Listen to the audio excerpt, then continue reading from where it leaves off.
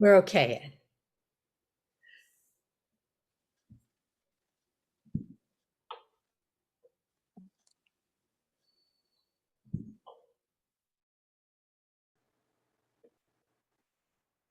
Hold it. Wait.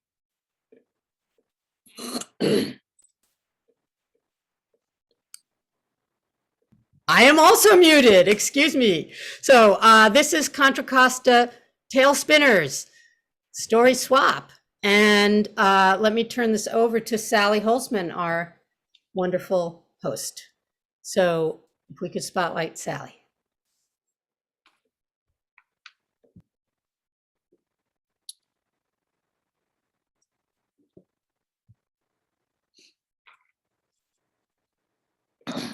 Yes, all right. Yeah, well, hello, everybody. So nice to have you here again this month. Love to know that you're coming back to the Tail Spinners. And we have such a full program tonight. I just want to say welcome again. Enjoy yourself, live with your stories, and listen to ours. And Liz, will you introduce our first teller? I will, Sally. So our first, we're going to have a first teller open up, then we'll have our featured teller, and then the rest of our story swappers. And so I would like to introduce our first teller for tonight, and that is Sarah Armstrong. And I just want to say we're especially thrilled to have Sarah with us as the president of the board of SAC, Storytelling Association of California, whose Zoom is the reason we can all be here together. So Sarah, please start us off.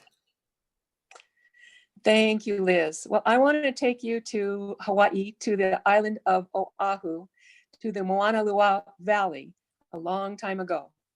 Keawe and Keana Haki were married, and they were very happy. They started having a family, and first one child, then two, then three, then 4, 5, and 6 children. And the way they worked it was that Keawe would go into the forest every day, every morning, and he would collect fruits and vegetables and wood and whatever they needed from the forest. Now, you know, Hawaii has wonderful, wonderful, bountiful fruits and vegetables. He could get mangoes, bananas, coconut. He could get papaya, just a lovely time. Also, vegetables, carrots, taro, onion, breadfruit, very, very rich in all kinds of foods. And he would bring those foods home, and then he would immediately go out to sea to catch fish for his family. Well, with so many mouths to feed, it took a long time, morning and night, and he spent a lot of time away from his family. So after the 6th child was born, Keana Haki said, "Why don't you go into the forest to get food and I'll do the fishing?" Well, he agreed to try it. So the next day, Keana Haki started out towards the ocean down the path from her house. And she got about halfway and she felt something sort of come over her. And she started chanting. And what she chanted for was that her lower body would stay stationary and her upper body parts could do different things. And so she went on down to the beach and she stood there listening to the sound of the waves and chanting again, thanking the bounty that was available to her. And then she sent her right eye out to catch fish. And then she sent her left eye out to catch fish. And she stood there on the shore, basking in the sounds and the smells and the beauty of the place while her eyes fished. Well, she called them back, and the right eye brought fish and put it in the basket next to her. The left eye brought fish and put it in the basket next to her, and it was bountiful. And her eyes went back into her head. So she started portioning out the fish, some for her husband, some for her, some for each of the children. But then when she finished, she started eating. And she ate all the fish of her portion. She ate the fish of her husband's portion. She ate the fish of all the children's portion. All that was left was one tiny little fish. Well, she left it in her basket and she went on home. Keawe was disappointed and surprised, couldn't believe that that was all she had caught, and asked her, yes, that's all she brought. And so the family had their fruits and vegetables and each had just one tiny bite of that fish. Well, he figured maybe it was just because it was the first day that she'd gone fishing. So she left again. The second day, the same thing happened. She chanted on her way. She chanted at the ocean. She sent out her eyes and they brought back fish and she filled the basket with fish. And then she portioned out the fish, some for her husband, some for herself, some for each of the children. And then she started eating. And again, she ate fish from all the portions and all that was left was one tiny fish. So she brought that home to the house and Keawe again was surprised and disappointed, but he decided that he would follow her the next day to see what was going on. He did his work in the morning, he came back and he started out after her and watched her pause on the path and watched her go down to the sea. And he was amazed to see her send out her eyes, right eye and left eye to gather fish. And they brought back such a bounty of fish into the basket. And then he was amazed to see her lay out the portions and then eat them all, leaving one tiny fish. Well, he got back to the house before she came and again, they ate their fruits and vegetables and each had one bite of that fish. Well, Keawe had a friend he spoke to who said, yes, your wife has some powers that you didn't know about. And he asked him what to do. And his friend said, well, if you will get the leaves of the Ipu Vava plant and take them, you can get her eyes, catch her eyes before they go back into her head and wrap them up carefully. They'll be preserved and take them home. So that's what he did. The next day he followed her again. She paused on the path and started her Oli, her chants. Then she went down to the beach, sent out her right eye, sent out her left eye, and stood there basking in the sound of the waves and the beauty of the place. Well, he came up behind her, was able to be very quiet with the sound of the waves. And of course, she couldn't see him. And he was able to catch those eyes as soon as they dropped the fish into the basket. And he wrapped them carefully in that Ipu Vava leaf, made a little packet, and picked up the basket of fish and went home. After a while, Keana Haki couldn't figure out why, when she called her eyes back, they didn't come. So she reached through the basket next to her, and of course it was gone. And she figured something had happened. So she groped and stumbled her way back to the house, and the children had been amazed at the bounty of fish that their father had brought.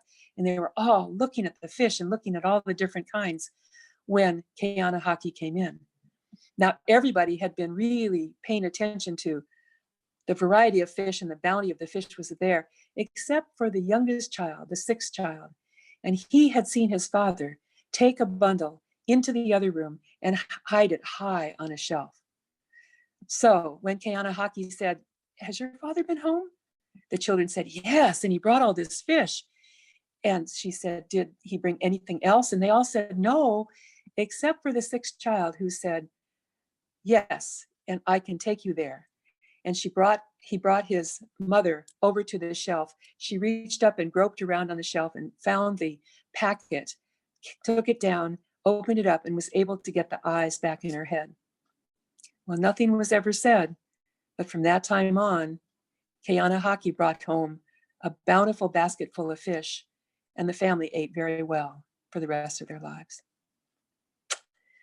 That's Keana Haki and the fish. It comes from the earliest I saw was from the Archaeology of Oahu, J. Gilbert McAllister, 1933. Thank you.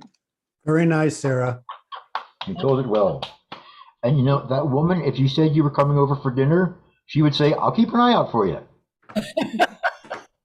Yes, she would. Thank you, Ed.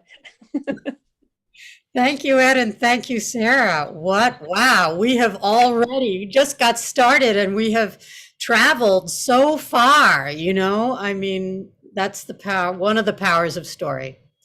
Thank you so much, Sarah. All right, well, now I have the pleasure to introduce our featured storyteller, Bill Amatnik. Bill has come to us in the past in person, all the way from the North Bay where he lives. And it's been a while and we're so glad to have you back, Bill. Bill is a multi-talented artist. He is a musician, a storyteller, and an author. And he's got a book he recently put out that he's been It's been gestating, can I say, Bill, for Oh, yeah. a long time, and it's called The Heart of a Man, Men's Stories for Women. And I'm going to put a link to the website for his book. He's going to be telling from his book. And these are writings gathered by Bill from many authors and storytellers intended for both men and women to explore men's feelings, a subject that Bill says is sadly neglected and downplayed in a lot of literary accounts. This is an invitation for women to understand men's lives, thoughts, struggles, choices, and what it means to be a man in the world. And there are, in the book, there are essays, there's poetry, there's fiction, some of which are from very famous names like Shakespeare, Lord Byron, but also from people that we in the storytelling world may know, others may not know their names, but storytellers like Jeff Gear from Hawaii, Bill Harley from Rhode Island, and our very own Ron Jones from San Francisco. So I'm not sure whose story Bill is decided to tell tonight, but we can't wait to hear what you have to share. So please welcome Bill Amatnik. Liz, thank you very much for your very generous introduction. I appreciate that. Strangely enough, I'm going to tell a story from the book that I wrote, and it will take us on another travel, which is to France. And this story is called Brotherhood of the Stick. The period of world history that fascinates me the most is the liberation of France from Nazi occupation, which began with the Allied invasion of Normandy on D-Day, which is June 6th, 1944. I read the book Is Paris Burning as a young man, one that chronicles Paris's very narrow escape from Hitler's orders to destroy the city as his forces fled the Allies' approach. This period of history has transfixed me since I read that book, and I have a very strong connection to it somehow, one that I don't completely understand. So I traveled to Normandy for the 40th and the 50th anniversaries of D-Day, Debarkation Day, seeking a deeper understanding of my preoccupation with this event, one that gave freedom to many people and took many, many men's lives. The 40th anniversary, begun in June of 1984, saw a wave of quiet ceremonies rippling through the towns and villages of the Norman countryside, surfing in the wake of the original invasion front. The 50th anniversary, however, begun on June 6th in 94, was likely the world's largest block party and saw tens of thousands of Allied forces veterans, American, British, Scottish, Australian, New Zealanders, French, and Canadians, driving through Normandy in vintage armed forces jeeps, ambulances, and trucks that they'd brought over at personal expense. On the 50th anniversary of D-Day, the veterans returned to remember what some in the American press had been calling the last good war. Having heard that the landing beaches of Omaha, Utah, and Juneau would be jammed on June 6th with world dignitaries, their bodyguards, and the French police, I drove to the only other French town that would be celebrating its liberation that day, Ranville. During the war, thousands of German troops trooped through this hamlet on their way to reinforcing Hitler's front lines in Normandy. So, to cut this critical supply line, the Allies liberated Ranville on June 6th at just past midnight. 50 years later, the veterans of Ranville returned to remember what some in the American press, as I said, had been calling the last good war. After parking on the outskirts of town, I walked towards the Ranville War Cemetery, 2 country blocks away, I caught up with a veteran, probably an Englishman, who introduced himself to me as John Hammond. Is this the first time you've been back to Normandy? I asked him. No, I've been back 3 times, and the reason is this. I had a comrade, Charlie. We enlisted together, and we stayed together for 4 years. He looked after me, I looked after him. When we were on leave prior to the invasion, he had a bad feeling. And he said to my father, he said, Pop, I don't think I'm going to make it this time. I don't think I'm coming back. As a young man of 24, I wouldn't accept what he was saying. So jokingly, I guess, I said, well, if you're going to stay there, I'll come back and see you, Charlie. And he didn't come back. He lies in Ranville churchyard. And so I had to come back. I've come back a 3rd time. And this time I went to his grave and I said, I'm not coming back again, Charlie. I'm getting too old. So that's why today I can go home in the knowledge that I've kept a promise. It's a nice feeling, he told me, I'll have for the rest of my life. And it was very nice for me to hear him say this, to hear a man in his 70s find closure to a promise he'd made to a comrade 50 years before. His mission of brotherhood had been accomplished. Hammond left to join the official ceremony in the Ranville War Cemetery at the town center, an event that was closed to the general public. So I climbed a stone mill wheel that leaned against a 12th century bell tower just across the street. It had a great view of the cemetery and the church and the impending ceremony in the town. Vets and young active duty soldiers, veterans' wives, widows, and children, artillery freaks, history buffs, French locals and tourists were all gathering. We were very high-spirited and viscerally connected to a Normandy-wide feeling of excitement and anticipation on this historic day. As the official ceremony began, this village of maybe 1,500 jammed up with easily 5,000 people. England's Prince Margaret, the afternoon's featured speaker, arrived in a police convoy. Folks started handing their cameras for me to take shots of her as she stood at an obelisk speechifying. She spoke maybe 5 minutes, and 15 minutes later, the official ceremony ended. And then the unofficial ceremonies began. The veterans and their guests crossed the street to the town hall, where the citizens of Ranville were hosting them to a champagne reception, an art at which the French are well practiced. I strolled in, tossed back a bubbly, and found a couple of veterans who were 2 loud drinks ahead of me, a universal sign of openness to conversation, I've always thought. One of them, a Scotsman, I reckoned, introduced himself to me as Alec. What were you fighting for on D-Day, Alec? I was fighting for the stick, man. He seemed surprised by my question. Everyone there was fighting for the stick. The stick? What's the stick? Your jump buddies, the 10 or 20 mates who jumped with you from your plane.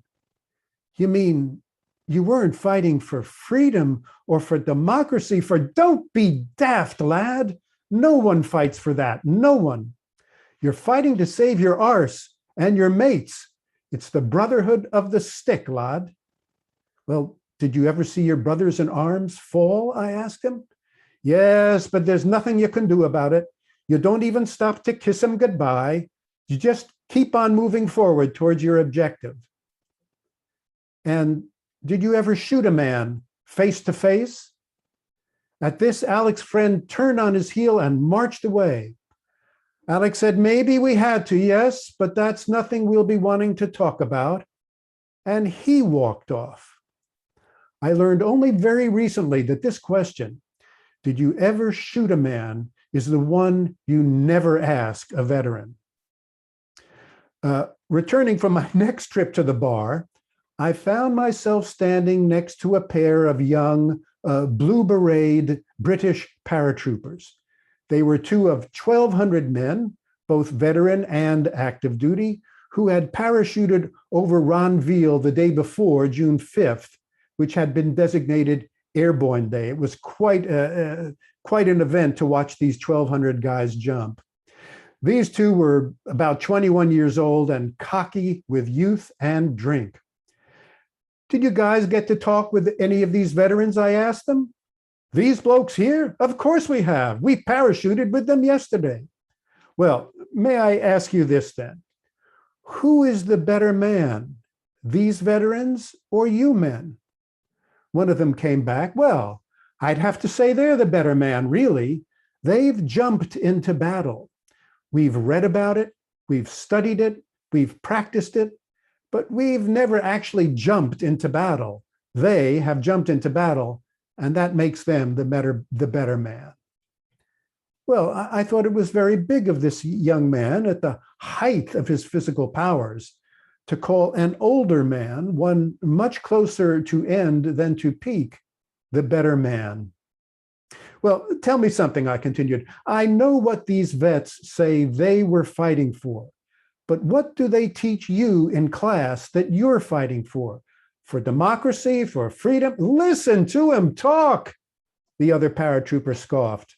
It's the stick, man, the brotherhood of the stick. And anyone who tells you no is the son of a liar. They enjoyed a large laugh at my expense and headed for the party that was building at Pegasus Bridge, which was the center of the battle for Ronville. The crowd in the hall was thinning. I went looking for Alec and found him talking with his comrade, looking at his watch. Alec, may I ask you one more question, please? There are some people in America who call World War II the last good war, you know, good versus evil and all that. What do you say to that, Alec? Well, here he whirled around on me angrily and shot back. Bloody hell, man, nae war is a good war, and naebody kens it like an old Tommy, an old veteran. The Second World War was a necessary war. We had to drive the Nazis out of Europe. But World War II was not a good war. You'll be remembering that, won't you, laddie?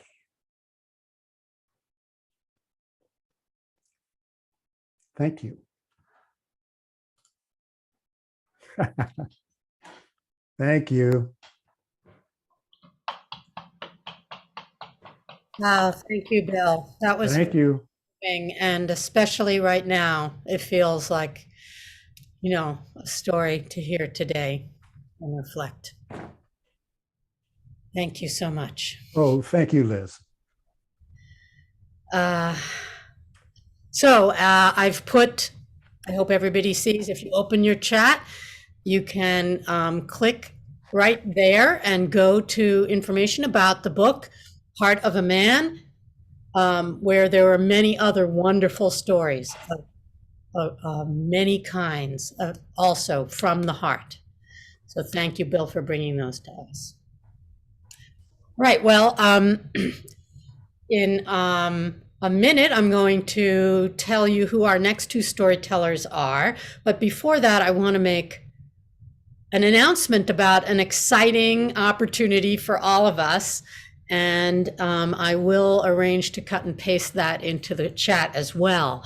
Marian Ferranti, who many of you know, is the host of Delta Word Weavers, and also really, she's been on the SAC board. She's rotated off, but she really helps organize the swaps, all the swaps. And so we're, you know, a lot of us know her, love her, and appreciate her. She couldn't be here tonight, but she had planned to make this announcement, so I'm making it for her.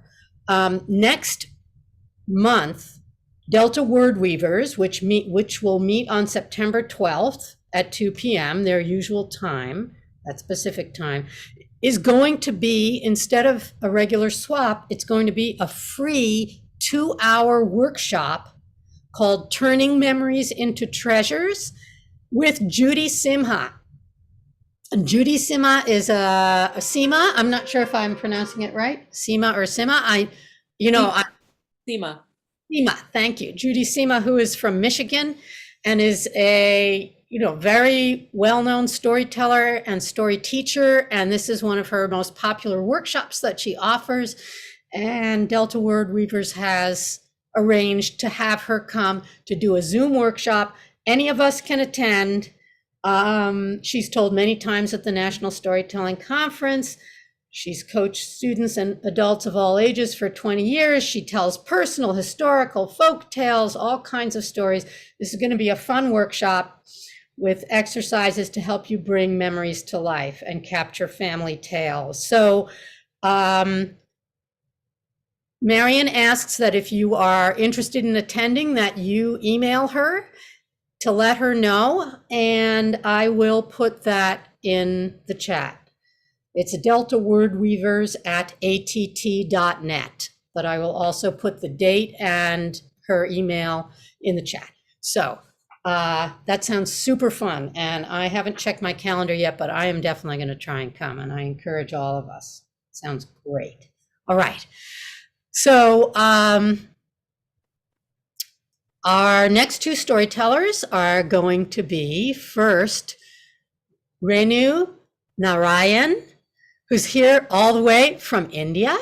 And then after Renu will be Jane Cole. So just so we're all ready for that. So right now I want to introduce you, those of you who haven't heard her yet. We're so glad you come back. We always love to have you. Renu, please tell us a story. Okay. Thank you so much, Liz. Thank you everyone for having me here. So this is a story, it's an African folktale, and I heard this story from another fellow storyteller called Jyoti Pandey. And so here's the story. Like all stories start long, long ago in a small village in South Africa. There was a drum. Is this story about a drum? Let's find out.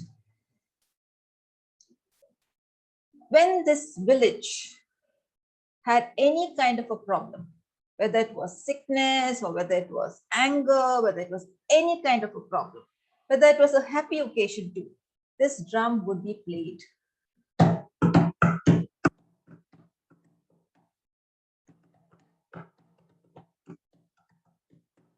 And everyone in that village, old people, young people, children, anyone and everyone would dance and dance and dance around that drum. And there would be so much of joy and laughter and happiness. And they would keep dancing and dancing till the wee hours of the morning. And finally, the drum would stop playing and they would all go to sleep. And the next day they would wake up so refreshed, feeling so happy, and they would get back to their daily routine. Now, the story of this drum had traveled all over, and far away in a small village, there lived a little boy. And in his village, there was a lot and lots of unhappiness. People were fighting, people were angry, there was so much of famine, and he really, really wanted to find out what he could do. And the stories of that magic drum had come to his village. And he wanted to go to that distant village, and he wanted to steal the drum and bring it back to his village, because he had heard that this was a magical drum. It was a life force, a heartbeat that brought so much of happiness to the people in any village that the drum belonged to. And so the little boy decided to set out. He took a big sack, put it on his shoulder, and he started to walk. Now that village that he was going to was far, far away, but he was determined to get it.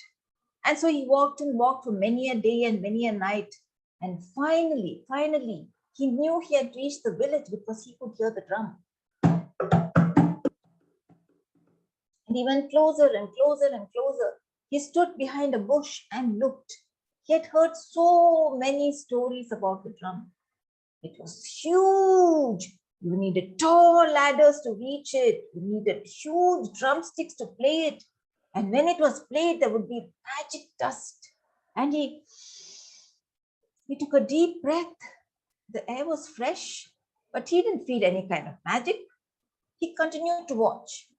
And before he knew it, he was going closer and closer. The people in the village saw him. They welcomed him with smiles. They took hold of his hands. And he started to dance too.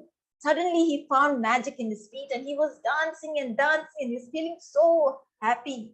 He forgot about all that unhappiness that he had left behind.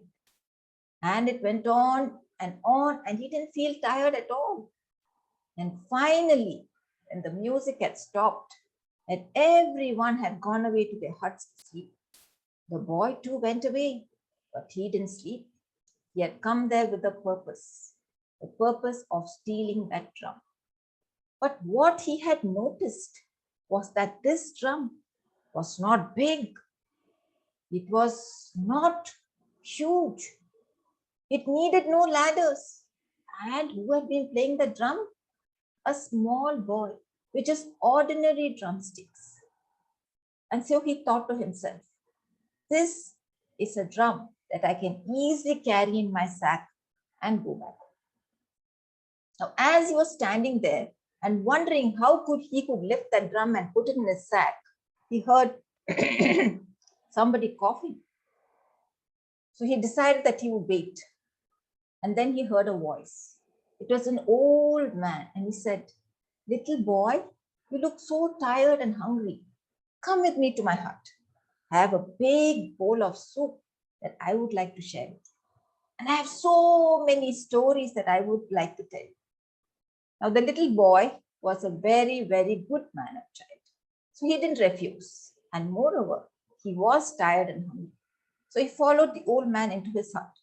Old man stirred the big pot of soup. Then he served some soup to the child and to himself, and then they sat down together.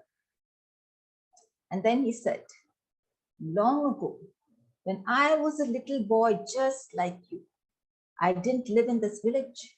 I lived far away. And one day I heard about this magic drum. And I traveled all the way from my village and I came here. And when I heard the drum, I was filled with happiness. And I danced and I danced and I danced. And I loved the people. I loved the drum. I loved the joy and happiness that people were spreading around.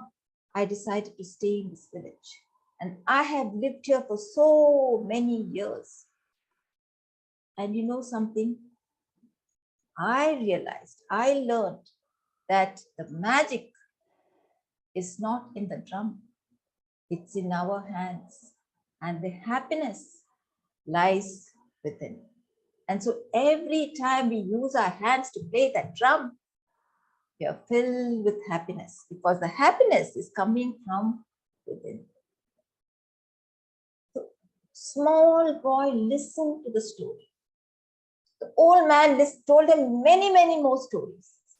But the one thing that stayed in the boy's mind was happiness comes from within. And so he thanked the old man and he left for his village. Again, he had a long way to go. He walked and walked.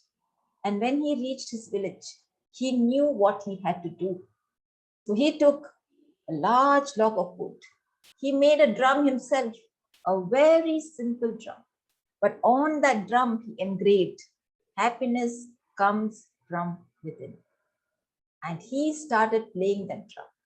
And when the people in his village were fighting and shouting, they heard the beautiful drum beats. They stopped everything that they were doing. And before they knew it, they had started to dance. The rhythm of the drum was in tune with the heartbeats. And they danced and they danced and they danced. And they forgot their anger, they forgot their sorrow, they forgot everything. They were so lost in the music of the drum. And the boy played and played and played the drum with so much energy, with so much fervor. He was so happy to see that everyone in the village was happy and they were dancing. And just like it had happened in that village, people continued to dance till the wee hours of the morning. And finally, exhausted, everyone went to sleep.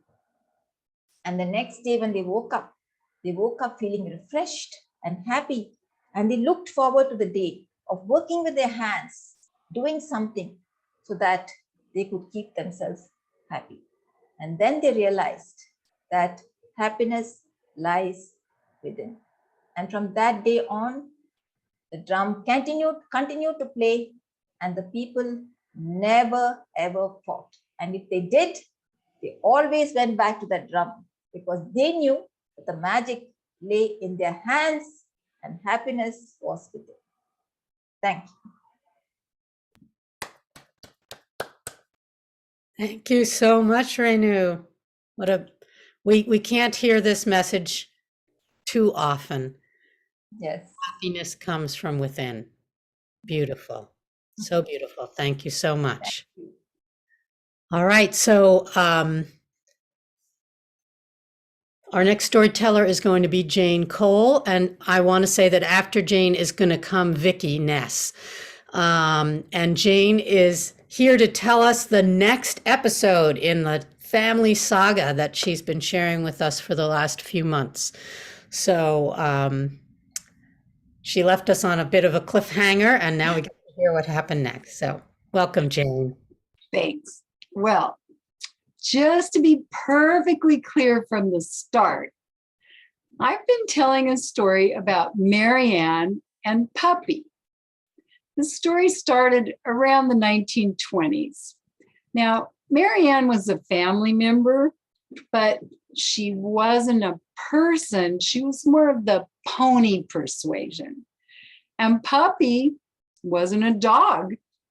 He was a family member, but he was more of a little boy persuasion.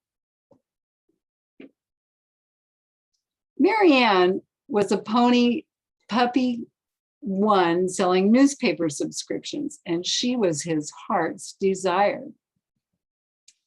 Marianne and Puppy had convinced a nice older lady to sell them a pony cart on the installment plan, and that had worked out well for all of them.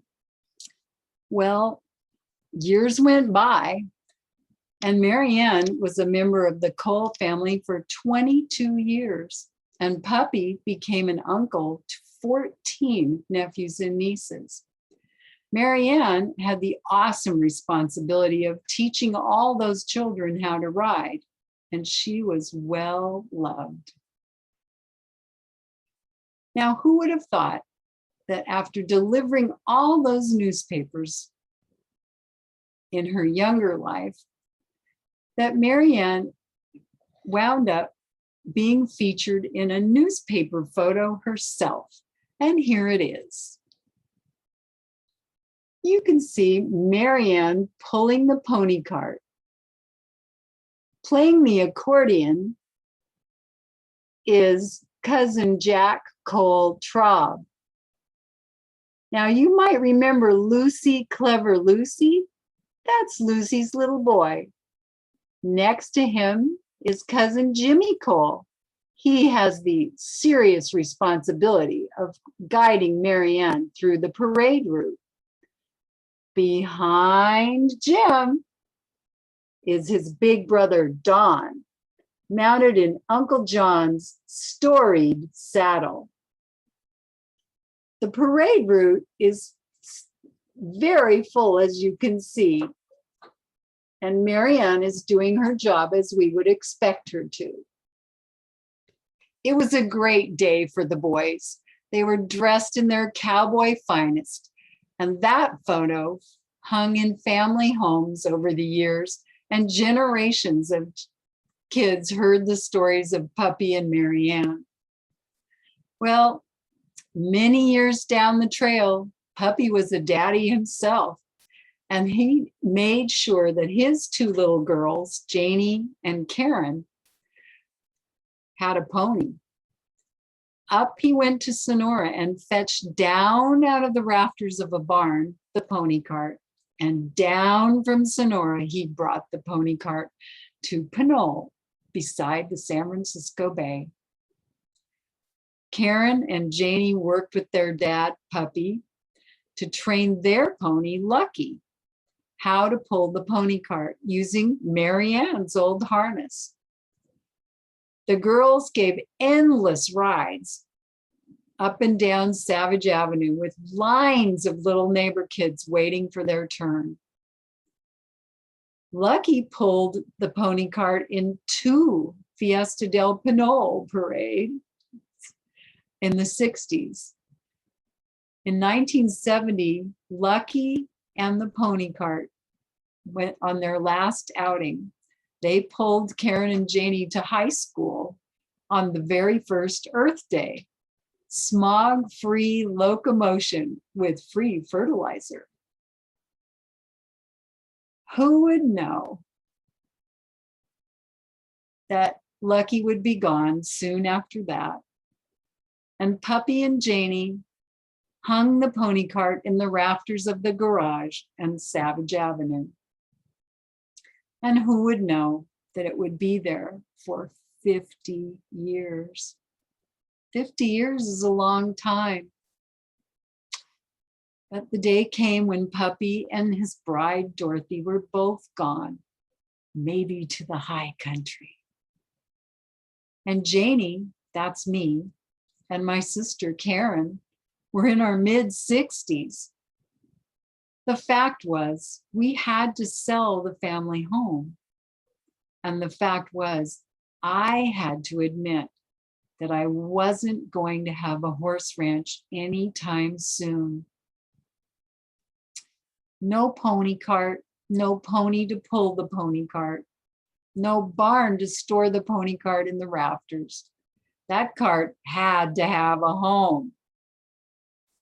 Fortunately, our cousin Danelle did live on a ranch over in Mariposa. Danelle is a woman of many connections, and she introduced me to Billy Lyons, who worked for the Tuolumne County History Museum in Sonora. Billy was supportive and interested, but it just wasn't the right time for the museum to take a pony cart. They didn't have enough space, maybe later. For 5 years, I checked in and it would run hot and cold, maybe not. Well, the time came when it was urgent. Savage Avenue house would be sold in 3 months, 2 months, 1 month, 1 week. I was fumbling around trying to communicate with the museum in Sonora, but COVID had it locked down tighter than a tick.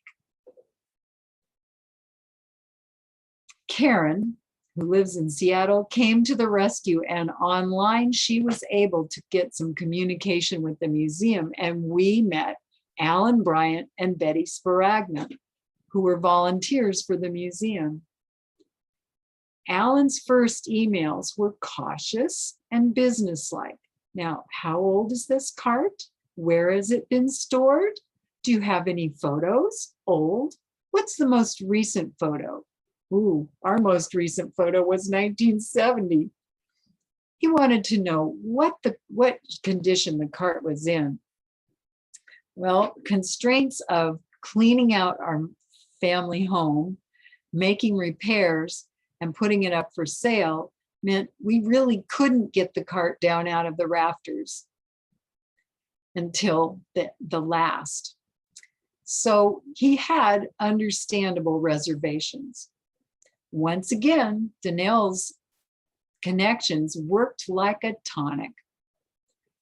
Danelle's brother-in-law, Marshall, used to have the stagecoach concession for Columbia Historic State Park.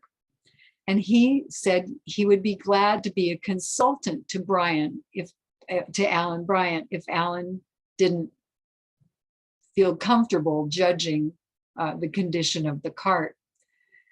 Once Alan heard he could speak to Marshall, he realized he had met Marshall and even been to the Long Ranch before. Now we had real bona fides. Well, the emails and the texts began to rip through the air. I learned how to text photographs. Remember my photo of Marianne pulling the cousins in the rodeo parade? Danelle shared that photo with old timers and young folks alike. And it generated a lot of interest. Who was the kid on the paint pony? What was the year of the cars parked along the parade route?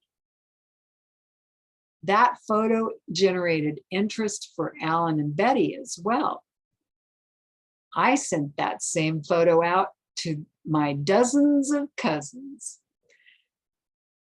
The grandchildren and children and grandchildren and great-grandchildren of those cousins in the pony cart parade picture. I retold the stories of Marianne and Pup. And I asked my cousins, please write the museum and help me convince them that they really need this pony cart. Now, remember the stories I've been telling about Pup and Marianne?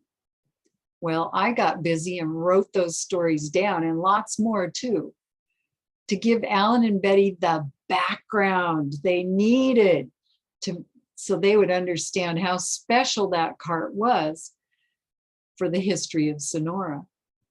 At every opportunity, I wove those stories into the emails and phone conversations. I could see that that pony cart could be a focal point in the museum. I could see that it would make a really special touchstone, a place where people's stories could be carried along by those yellow wheels, one story leading to another. Now, the agony of anticipation was killing me. Karen helped me edit and send the stories to Betty and Alan at the museum. And I sent those stories out as ambassadors for our pony cart and its future. With each flurry of speculation, each bit of evidence, Alan and Betty became more interested. And one thing that really interested them was, who was the old lady who had given the cart to Puppy? Well, I said, I remember her last name started with an S. I can't remember it, but I'm sure it started with an S. Underneath the pony cart is a big hand-painted red S. I have a feeling that I know the neighborhood where she lived. I'm sure my dad showed me when I was about 5. Well, my sister thought, what if we could look up the 1920 census? That would be the nearest one to the time when he got the cart. We could look for older ladies living alone whose last name started with S. Well, Betty and Alan jumped on that idea, and bam, they had 3 names. There was Josephine Cesnazino and Mary Smith. I knew it wasn't Josephine. Mary Smith? I don't know. Mary Shaw. Oh, that sounds familiar. Mary Shaw? Well, it turns out Mary Shaw's father had been a pharmacist in Gold Rush, Sonora, and he'd made a lot of money. They called him Dr. Shaw. And Dr. Shaw had enough money that he could have the luxury of buying a pony cart for his little girl. So Mary Shaw is a good candidate. And guess what? She lived in the very neighborhood that I thought my father had told me. Well, it looked like we may have been on the track. We might find out if Mary Shaw was my father's benefactor. I was really excited, and it was really fun to track down the stories of Mary Shaw. But would that convince the museum to take the pony cart? Oh, it was still up in the air. Well, waiting for the accession committee to make up their minds kept me awake at night and bothered me all day. But I could do no more. I had put my heart and soul into this effort. I had to rely on the power of good storytelling. Well, June 9th, 2021, my sister forwarded me an email. Oh, what would it say? It started out, I have good news. The accession committee voted to accept your generous offer of the pony cart. I can't tell you what a relief that was. How wonderful. How delightful. Ah. But Yay! the phrase, We've heard your next 10-minute installment, and I think we got to the happy ending. Did we get to the my That- family's generous donation struck a chord. The generous donation was all that story sharing on front porches, kitchen tables, backyard barbecues, hanging out around campfires, going for long walks. My family's generous donation were all those stories that helped us get to the point of finding the home for our pony cart. It was all about the stories. Thank you, Jane. Another story about the power of stories and how family history and local history, how it's all tied together. Thank you. That was so beautiful. And for the picture, really brought it to life. All right. I want to point out that I put the information about the workshop in the chat, and I want next to introduce Vicki Ness, who is here, I think, with us, telling a story with us for the first time. But am I right that you are often at the Santa Rosa swap? You Santa Rosa swap. So this is so wonderful that we get to visit each other without having to, face the traffic. So welcome, Vicki. We're so glad you're sharing a story with us. Thank you so much. And yeah, I'm glad I don't have to drive. I'm good with that. So it was Sunday morning, and he was sitting in his favorite chair with maybe his third, maybe his fourth cup of coffee right next to him and the Sunday paper. And he started with the sports, and he got annoyed. They put who in? What? Why would you do that? And then he went on to the main news. And then he went on to the editorial. And the more he went on, the more irritated he got, the more annoyed he got. And finally, the angrier he got, because he was a good man. And the last thing he liked to see was cynicism, hypocrisy, meanness. And there it was all over the paper. And the more he read, the angrier he got. And the angrier he got, the more a bull of rage grew in him, until he could imagine his huge horns goring hypocrisy and cruelty and trampling deceit and evil under his paws, flying up into the dust and looking out for all the evil things in the world and fixing it. And it grew so much in him that this bull rose up into the sky and became the constellation of the great bull Taurus. And all the little lights of truth and justice and honesty and decency sparkled against the darkness of human ignorance. Meanwhile, sitting on the sofa, she sat with Bach in the earbuds and a little delicate cup of Japanese green tea with overtones of citron and chamomile for comfort. And the more she listened, and the more it wafted up and filled her face with steam and scent, the higher she rose in consciousness, until she felt herself becoming a cloud of compassion that stretched across the horizon and lit up in salmons and aquamarines, and then gathered itself in an enormous, puffy, white, cumulus cloud of good feeling against a blue backdrop of a sky. And the sun of goodness shone behind her, and a beautiful burnished silver light with gold all around it shone down compassion and wisdom and gentleness to all the people on earth. And she inhaled the scent and held up her cup like a supplicant might with an offering to a particularly beloved deity. And she sighed. Now, in between these two was the dog, and the dog had to pee. And so he sat there and he looked from either one of them, the bowl, the cloud, the bowl, the cloud. One of the two of them needed to take him out, and it was past time, and he had to pee. So he looked at the bowl, and the bowl was angry, and the bowl was pawing at the paper and snorting. So then he looked at the dreamer, the cloud, and thought. So he heaved himself up. He was not a young dog. And he ambled over and threw himself like a 50-pound sack of cement against her leg and sat down with a grump.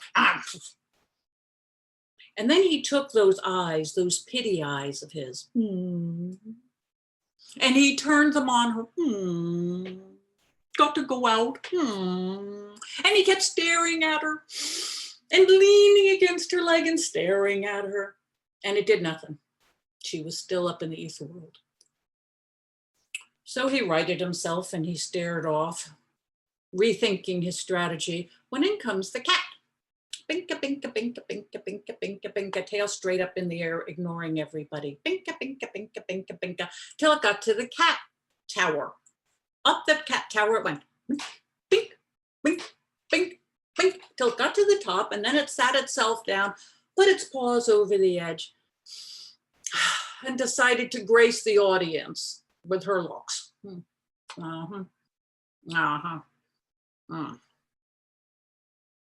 This the dog thought, I know what I'll do.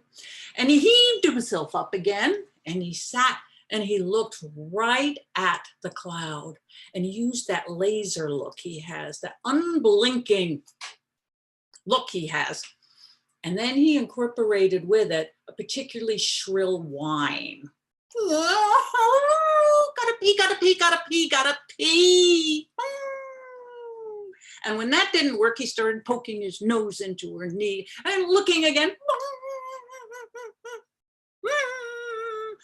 Well, that did it. That destroyed everything. All the little molecules in the cloud ran this way and that until they finally focused on, oh, she said, the dog needs to go out.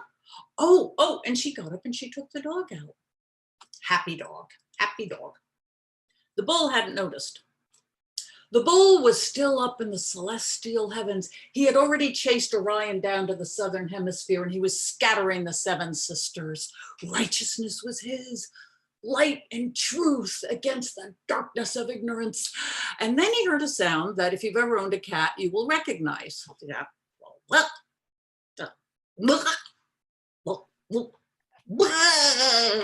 And down fell the biggest fur ball right onto the carpet. A masterpiece of a fur ball.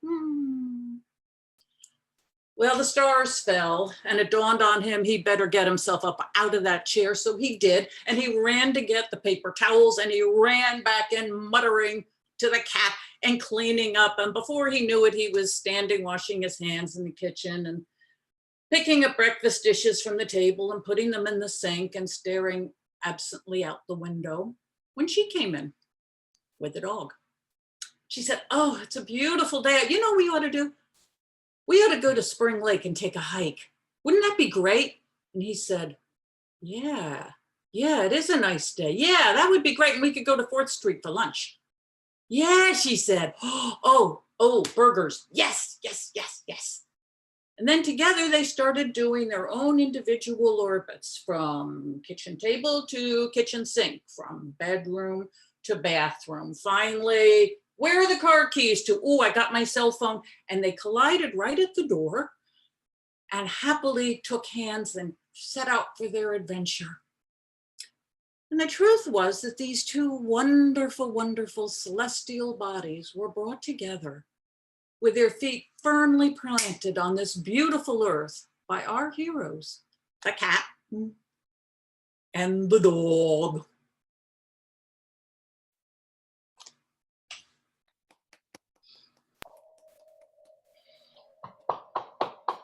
Bravissimo, bravissimo. Wonderful telling. So much, Vicky.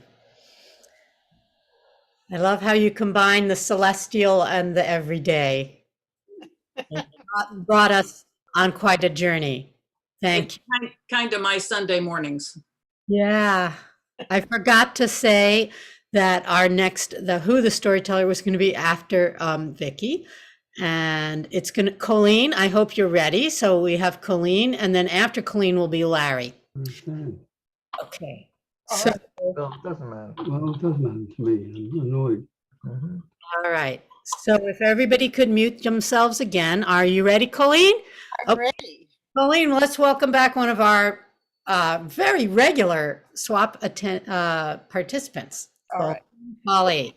All right. Well, thank you, Liz. Thank you, everybody. And this is, well, I'm very fascinated with Grimm's fairy tales because I think they have a lot of messages for living life for anyone in any culture. This is from the Grimm's Fairy Tales, which is a collection that was Barnes and Noble sold it, and it's not the Walt Disney version. So I have to warn you first. This is Snow White and the Seven Dwarfs, and it starts out once upon a time, a long time ago, there lived a newly married queen, and she was sewing and looking out of her castle window.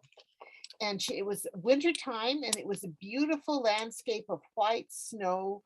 The window sill was made of ebony wood, and as she looked at some crows flying overhead, she pricked her finger, and 3 drops of blood fell on the windowsill. So she saw the black of the windowsill, the white of the snow, and the red of her blood.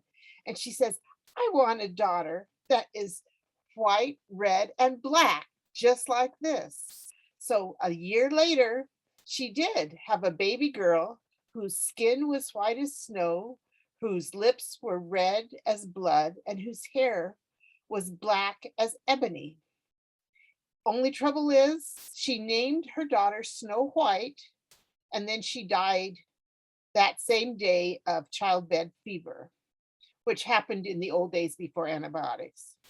And so her father, the king, was very devastated, and so he got the best nannies and stuff. So she knew she was loved. But a few years later, he married a beautiful woman who was haughty and arrogant and didn't have very nurturing qualities. But the new queen had a mirror, and it was a magical mirror. And so when she put it up, she'd say, "Mirror, mirror on the wall, who's the fairest of them all?" And the mirror would say, "You are my queen, the fairest of them all." And that it said that for years. And the little girl grew up with her nannies and her dad loving her, and her stepmother staying sort of away. And then one day, when she was a teenager, her and her husband were going to a ball in a neighboring kingdom, and she went and dressed beautifully and stood in front of the mirror and said, "Mirror, mirror on the wall, who's the fairest of them all?" And the mirror said, "My queen you used to be, but now Snow White is the one." And the queen was very angry and upset. So when she came back, so that very night, she called the huntsman to her, and she says, "I want you to take Snow White. This is a secret." And she paid the huntsman handsomely. And she says, "If you don't take Snow White into the forest and kill her and bring me back her heart and her tongue, I will see that your family suffer." So the huntsman didn't know what to do. So he took Snow White into the forest, and he couldn't kill her because he was a father himself, and he was torn because he either had to his family would suffer. So he said, he told Snow White, who was old enough to figure, who knew about life. So he told Snow White, she says, I got orders from your stepmother to do this, but I don't want to do it. So could you go into the forest and never come back again, and my family will be safe? And she says, "Sure. I don't like her. I'll just do that. I'll never come home. I'll never go home again." So she went off into the forest, and she walked, and the huntsman went back and he was safe and his family was safe. And she walked for a day, and she couldn't find, she got lost in the trees and she was going in circles, and she kept walking and walking and walking. And finally at dusk, she saw a little house that looked snug and warm right by a clearing in the forest. And she says, wow, I'll go knock on the door. Maybe they'll give me shelter for the night. Well, she knocked, no one was home. The door was unlocked, so she went in, and the table was set for 7 people, but they weren't very big people. Everything was sort of miniature compared to what was at the castle. So she didn't want to, since she was raised in a nice way, and she didn't want to steal from someone. She was very hungry because she hadn't eaten all day, and the night before she hadn't had dinner.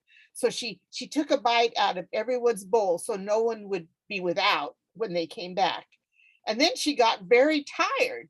So she said, oh, I should go to sleep. So she went and laid in the first bed, but it was too lumpy. And so she went down to the 7th. So she went to the 7th bed. And so she had mussed every bed on the way. So it was fair. It wasn't like she was picking on one of them. So she fell asleep, and while she was asleep, the house belonged to 7 dwarfs, which are smaller than people. So that's why everything was so small. And they worked in a gold mine that was close to a mountain. And they had come home, and that they were really nice and kind people. And they saw her, they thought, they looked around, they knew something had changed, and they finally found her in the 7th dwarf's bed, still asleep. And they didn't wake her up because they said, she's so beautiful, there must be a story. So we'll just let her sleep, because they were very kind dwarfs. And so in the mornings, Snow White woke up, and the dwarfs were still there. They hadn't gone to work. And she told them the story that the huntsman had told her, that she couldn't go back to the palace. And they said, well, we don't really care for that queen either. So we'll harbor you and keep you safe in her house. But we have to go to work every day. So the only thing is, we ask that you don't go outside or let anyone in while we're not there, because we think that that queen is still gonna come after you. So she said, okay, I'll do very good. And she was very grateful. The only thing she had to do in exchange, because it's the real world, she had to cook dinner for them every night. And then she had a safe harbor. And so that was an agreement, and everyone was happy. She liked the dwarves liked her. And so that went on for a while, until one day, back at the palace, the stepmother and her father were invited to another banquet. So the stepmother dressed up and went and looked in the mirror and said, mirror, mirror on the wall, who's the fairest of them all? And it says, my queen you used to be, but now Snow White is in the forest, is with the dwarves, is the fairest that can be. And the queen was really, really upset. So she took, so she said, she thought of a plan, and they went to the ball. She came back, she couldn't sleep all night. But she thought of this plan. So she got a ratty wig, a big nose, fingernails. She took an apple from a thing, and she put a barrier in the middle, and she poisoned half the apple, and the other half of the apple was good. And she says, I'm going to get rid of that Snow White for good, because I'm the fairest of them all. So she went as an old crone out into the forest. She knew where the dwarfs had lived. So the mirror gave the Snow White's location away, not the dwarfs. And so she went there, and she knocked on the door, and no one answered. She knocked again, and no one answered. And then she knocked again, and Snow White on the inside says, I can't open the door for anybody. The dwarfs have told me so. But she was a sweet person, an innocent thing. And she says, the old crone says, who was this really the disguised stepmother, says, I have brought you this special apple as a present from the neighbors. Please take it. And she showed this beautiful apple all shined up. And Snow White says, I can't open the door. I'm very sorry. I've given a promise. She says, oh no. And so she says, and then she bit the part that wasn't poisoned and said, here, it is just fine. Bit it, put it down. And Snow White looked at it, and after the crone left, she went out and she bit the other side and immediately fell down and appeared to be dead. Then the dwarves came back and they were very, very sad. They had grown very fond of Snow White. They thought she was a wonderful cook. And so they put her in state, like people used to lie in state for a while after they passed away. And so they let her lie in state for a while. But the only trouble was, we don't remember this, but if you haven't been embalmed, sometimes people start to decay a little bit. But Snow White's body never decayed, and they didn't know what was wrong. So they were very handy with their hands. So they made a glass case to put her in because she was so beautiful. They didn't want to bury her in the ground. Well, if a couple months later, a really handsome prince was coming by. He didn't belong to that kingdom. He was from a neighboring kingdom. And he wanted to, he was coming back from his young men adventures to be given more responsibility by his dad when he reached their kingdom. And so he came by and he saw this beautiful woman in the case, and he says, I'll buy this case for you for this handfuls of gold. And they said, oh, no, we could never sell it for money. And he says, but I love this woman. I think I can love her for the rest of my life and take care of her. And he says, and the dwarf said, okay, well, if it's for love, you can have it. So they took he assigned a couple of his servants to carry the black glass case to his kingdom, except they'd only gone a couple miles when they tripped and it fell and the glass case broke open, and Snow White fell about 2 feet on the ground. But when she fell, a piece of the poison apple got knocked out of her throat and she became alive again. And so the prince was there. He told her what had happened in the whole story, and she liked him. And he said, well, as we journey to our kingdom, it'll be a few more days. So they talked to each other, they got to know each other, and they realized it wasn't just love at first sight. They really had things in common and cared for each other. So when they got back to his kingdom, his father liked her too. And they decided, and he approved, and they were getting married. So they got married, but the father says, I'm going to give you a big ball because I am so happy that we found such a wonderful princess.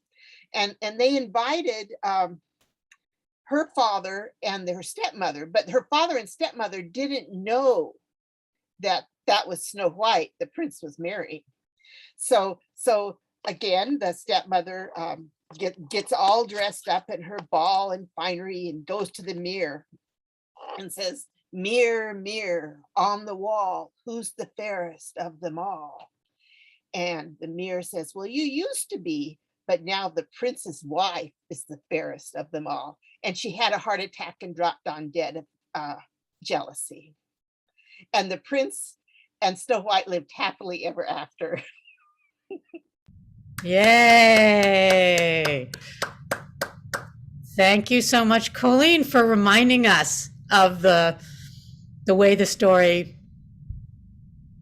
Grimms collected that story. Or a little more. And actually, I left out some of the bloody parts. But, Yeah, it was fantastic. Yeah. Thank you. I loved it. We all loved it. Thank you so much. Okay, our next storyteller is Larry Kluger, who performs as Lariat Larry. Please tell us the story, Larry. Okay. Out in the Wild West, there weren't very many people, but they did lots of different jobs. Of course, there were cowboys to take care of the cattle, farmers to grow crops, sheep herders to take care of the sheep, and Pedro Hernandez was a sheep herder. One day, Pedro Hernandez was standing on a small hill, watching his sheep graze down a narrow canyon, when all of a sudden he noticed the leaders of the flock turn about and start back up the canyon. He knew they had smelled danger. So he looked down a little farther, and not far below the place where they had turned, there was a second canyon that met up with the main canyon. At the place where those two canyons met, hunched down near a cliff, Pedro saw a coyote. It was waiting to kill one or two of his sheep and eat them. He lifted his rifle and fired. Bang! When the smoke cleared, because he used that old-time black powder, He couldn't see any coyote, dead or alive. He thought he had shot it, and the land below there was so clear, not even a jackrabbit could hide there. Puzzled by that animal's disappearance, Pedro walked down to investigate. In the cliffs where he had seen the coyote, he found the answer to his puzzle. There was a cave running underneath the rocks of the cliff, and coyote tracks led in. Pedro looked in. It was pretty deep, and it was too dark for him to see very far. He had made no noise. He knew that coyote, if still alive, would soon come out. So he found some rocks to hide behind, got in a comfortable position, got his rifle ready, and he waited.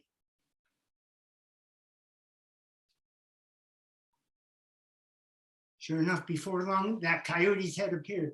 Bang! He got him this time. Now, out in the Wild West, whenever someone killed an animal with fur on it, like a coyote, they would skin that animal and use the fur to keep themselves warm in the wintertime. But it was summertime. In the summertime, coyotes had really ragged fur, wouldn't keep anybody warm. But there was a bounty on coyotes. They were given a reward to anyone who killed the coyote around there. They were bothering all the sheep herders, killing lots of sheep. Pedro knew if he skinned that coyote and brought the skin into town to prove that he had killed it, he could collect the reward. So that's what he did. He started skinning it. While he was skinning the coyote, he started thinking. He'd been up and down these canyons many times, but he had never seen this cave before. He was kind of curious. He wondered what was inside. He checked his pocket and he had plenty of matches. So he gathered some long, dry sorghum leaves and to use as torches. And he went inside to look around. The mouth of the cave was pretty narrow. It was pretty well hidden by some rocks and a bush. So he squeezed through, and the farther he went in, the bigger he found the opening. Finally, after lighting matches and burning those leaves he had for torches, he saw a pile of something on the level ground in the middle of the cave. As he got closer, looked like a pile of dirt. Pedro had come pretty far into the cave. In fact, when he looked back at the entrance, it just looked like a small point of light. But he continued. And when he got up to the pile, he still wasn't quite sure what it was. He kicked at it. That kick tore open a cloth-like fiber. Gold coins spilled out onto the dry, dusty floor. And there were a bunch of sacks all made of that same material. Pedro was so excited at finding this gold. He reached down and grabbed one of those sacks, but that cloth is so old and worn out. When he tried to pick it up, it tore open, spilling more gold onto the ground.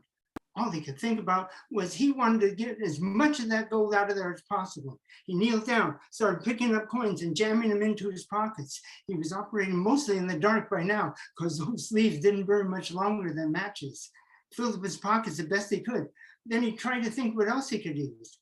He pulled off his shirt and tied knots in the sleeves at the wrist to make bags of them.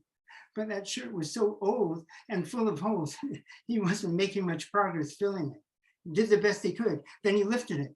All at once, he heard the rattling of rattlesnakes. The rattling sounded all around him. It sounded like over 100 snakes, but he couldn't see because it was dark. He dropped the shirt and the rattling stopped. He picked up the shirt again and took 2 steps towards the entrance. The rattling sounded again. He retreated to the pile so he could stand on top of it and be clear of the snakes. Again, he dropped the shirt and he emptied his pockets. And again, the rattling stopped. Pedro lit a match, burned his last torch of leaves, and looked around.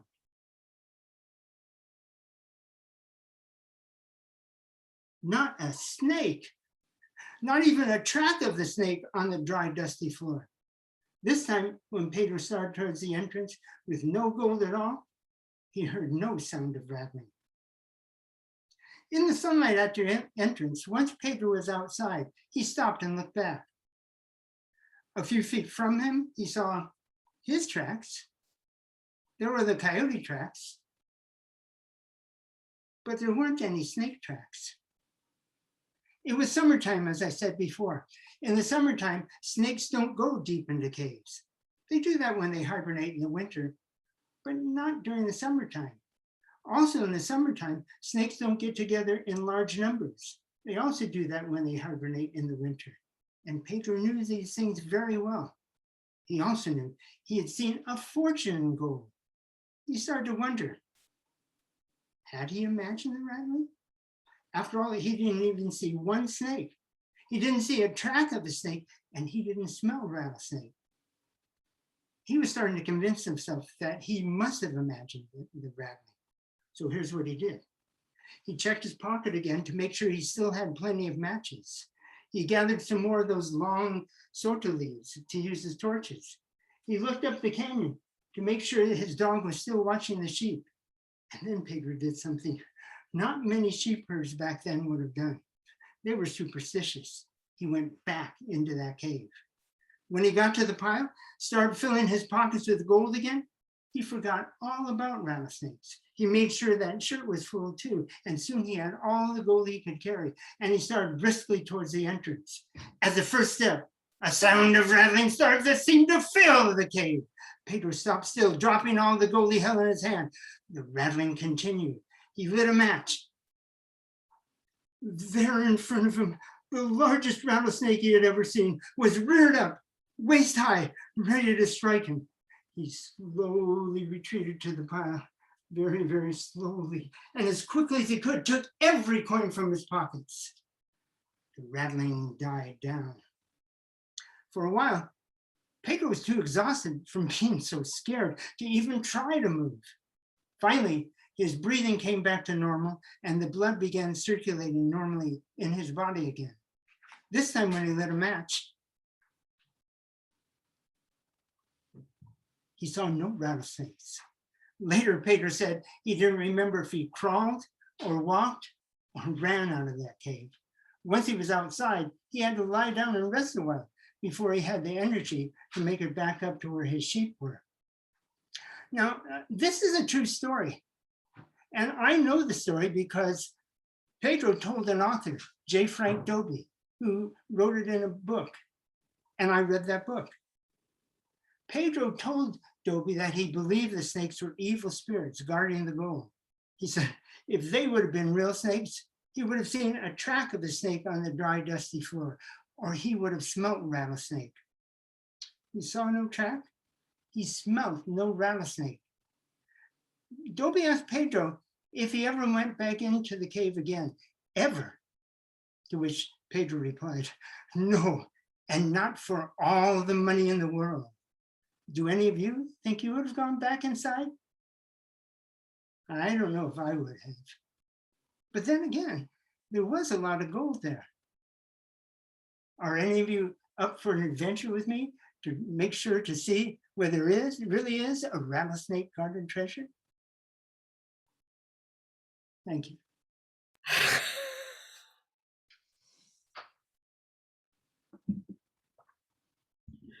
We're going like this, but that doesn't mean we've got our hands raised to go with you, Larry. You don't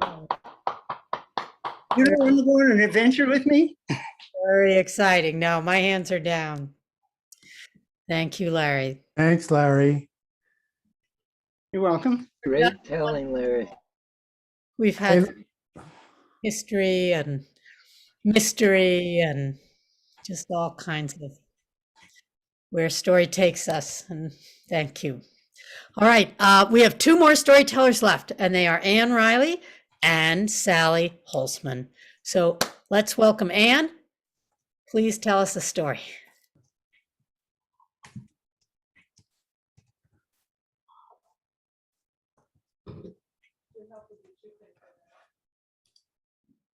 Anne, you need to unmute. Yeah, I am unmuted.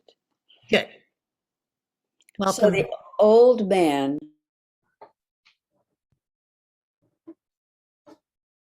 Now you just stopped the sound. You got muted again. I did not. Well, I might have messed up. I might have done something bad. Sorry, Anne. and you hear me?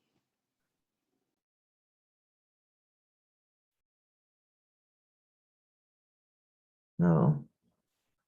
You're muted again. It won't let me unmute. What is the magic that I need to know?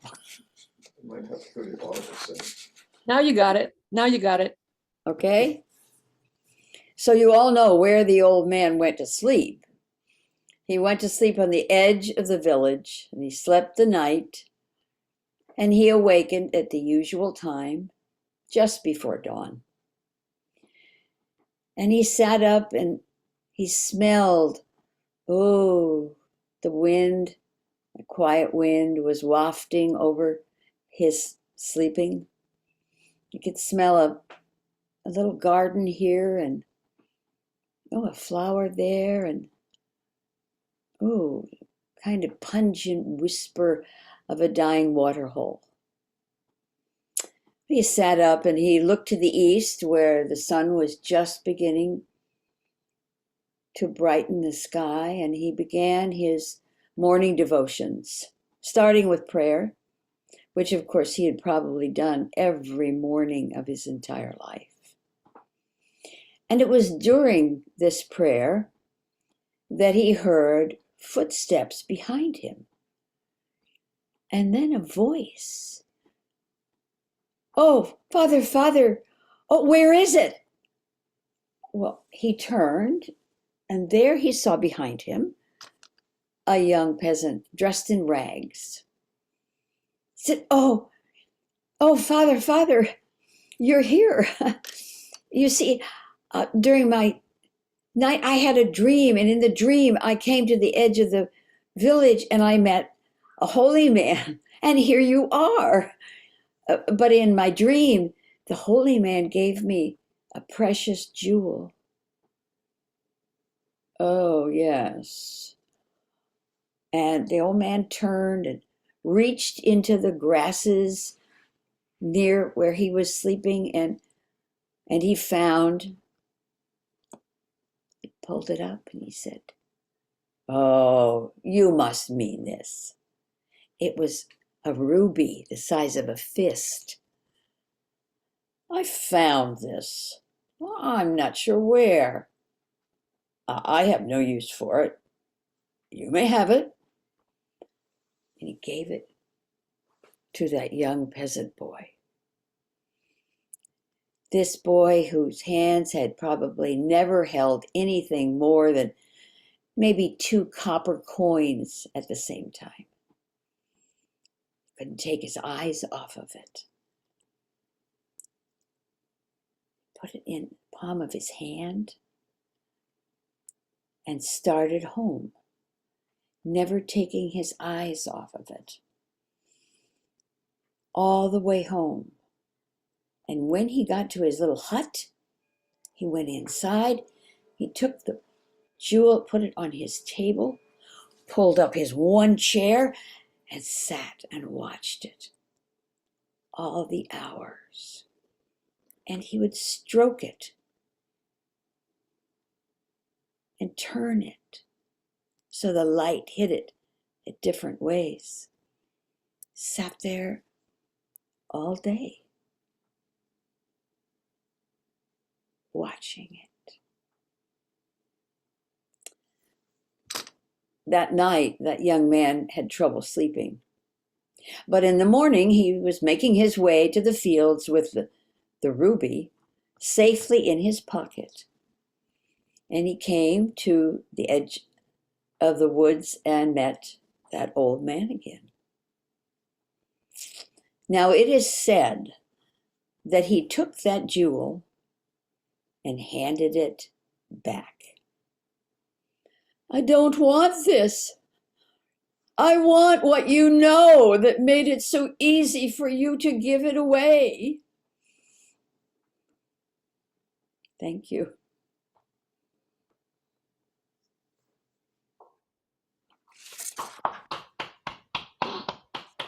And thank you for that wisdom. It's a beautiful ending. Beautiful. All right. I'm going to turn back over to Sally. Sally was just getting up. Sally's getting ready. There was something Sally was celebrating recently that relates to her story. If these are apples, Oh, Sally. All right. Well, there's one lovely thing about running a swap and running one for as many years as I have. When we first started out, I was pretty new to storytelling, and in class made up this story at Stage Bridge, and then thought, well, I should tell it at the swap. And it's what I call my birthday story.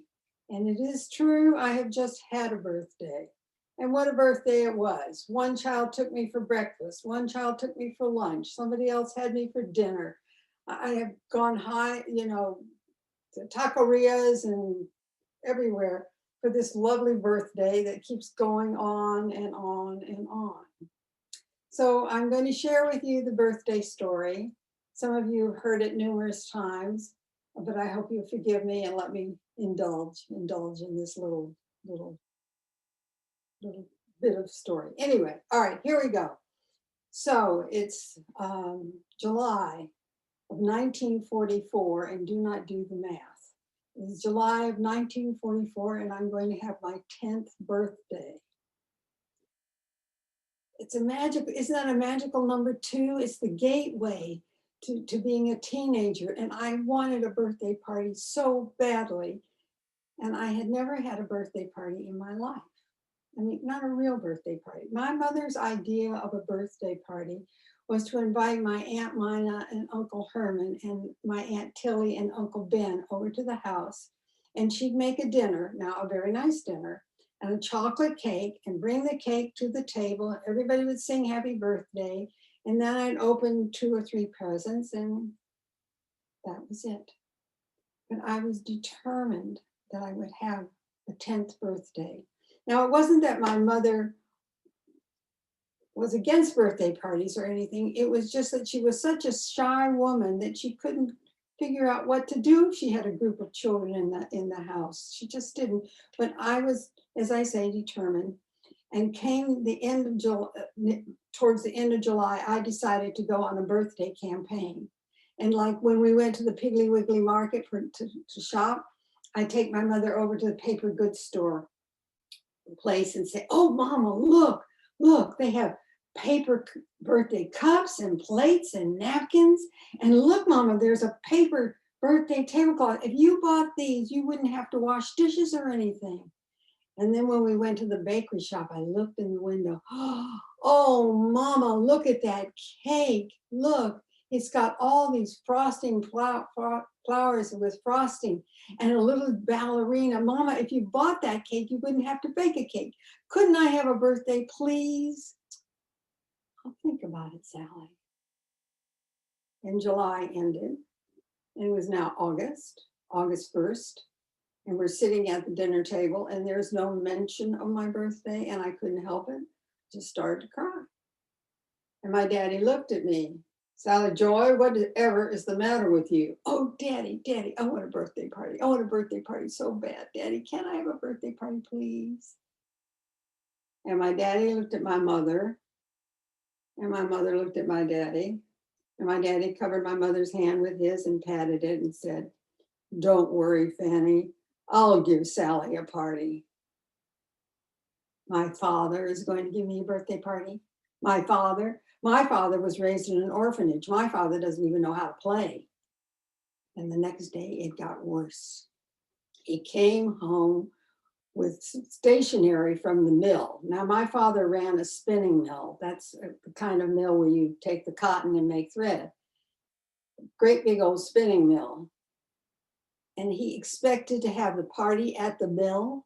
Sally, just write down the date and the other information, and I'll get these invitations out. And then I saw that he had written in cursive handwriting at the bottom of these invitations, have your children wear play clothes. Play clothes. The girls were not going to come to my party in party dresses. We were going to wear play clothes. And Donald, the only boy that was invited, my best friend, would probably wear jeans. Well, couldn't help it. August 20th came and whoa. August 20th came and we all met in the parking lot of the garage of the mill. I may have to excuse myself for a minute. Hey, stop. And we all met in the garage of the mill in the parking lot, and Daddy took us up. Where's my head? Oh my God. And Daddy took us up to the front door. This ring was a disaster. And Daddy, get down. And Daddy took us up to the door, and he opened the door, and they walked up the stairs. All my guests walked up the stairs. I could hardly move a foot. I just was so embarrassed about this whole thing. And then he opened the office door, and the room was full of balloons. There were balloons everywhere. There were balloons tied to all the different pieces of furniture. There were balloons on the Venetian blinds. There were balloons on the ceiling, and on Daddy's big executive desk was the birthday tablecloth, the paper plates, the paper cups, all on this desk. And then my daddy, he took off his coat and he took off his tie and he said, all right, children, let's go play. And he opened the door to the conference room, and we went in, and where the big conference table should be was just open, and there were chairs all around, and he gave each one of us a spool of thread, a red one, a green one, a blue one, a white one. And he said, all right, children, we are going to make the world's biggest and most beautiful spider web. You tie the string onto the back of the chair, and then we're just going to run all over the room and let the thread out. And that's what we did. We ran back and forth and around the chairs and up and down. Stop. And we looked out, and there floating was a beautiful, beautiful spider web. All right, children, come with me. And he opened the door to the balcony, and we looked down at the mill, and there were spinning machines marching down the mill like battalions of soldiers. And we went down and marched with them until we got to this great big machine that's called a carder. And it has these great big saws in it, and it's used to cut the bale of cotton up to begin the process of making thread. Donald, would you like to turn on the machine? Certainly would, Mr. Gottlieb. And Donald pressed the button, and out came these huge, huge blades going towards the bale of cotton. And Donald said, oh, look at that. That's a machine of torture. I'm going to put one of you girls in there, and the blade's going to come and it's going to cut you up, and blood is going to sprout everywhere. Donald, that is enough. Would any of you girls like to turn on the machine? No, thank you, Mr. Howard. Well, then come with me. And Daddy took us over to this great big tin slide, which took the bale of cotton from the mezzanine down to the floor, to the first floor. And he went up the stairs and collapsed a carton and put Donald on it, and then gave him a push. Down that slide he went. And then the next girl went down, and then the next girl. And then we walked up the stairs, and we went down 2 together. And we walked up the stairs, and we went down 3 together. And we walked up, till we couldn't do it anymore. Daddy said, come on, let's go have some refreshments. We went and sat in the cool, cool office. Everybody around the table, the desk. And Daddy poured lemonade. And then he cut the cake like daddies do. You know, each person getting an outside piece, so we had lots of frosting. And everybody sang happy birthday to me.